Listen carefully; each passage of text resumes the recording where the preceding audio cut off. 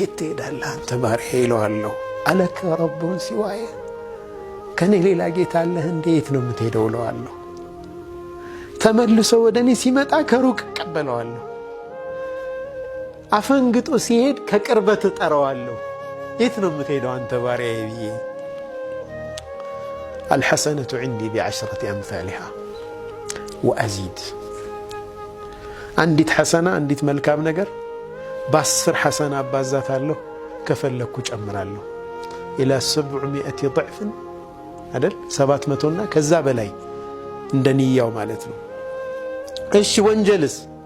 ወሰይአቱ ዐንዲ ቢሚስሊሃ ወአዕፉ። ወንጀል ደግሞ እኔ ዘንድ አንዷ ወንጀል በአንዲት ነው የምትጻፈው፣ እሷንም ይቅር እላለሁ። ረቡን ረሒም አዛኝ የሆነ ጌታ። ይህ ጌታ ይታመጻል? እንደው እንዴት አይነት ሰዎች ነን እኮ ያስብላል አይደል? አላሁ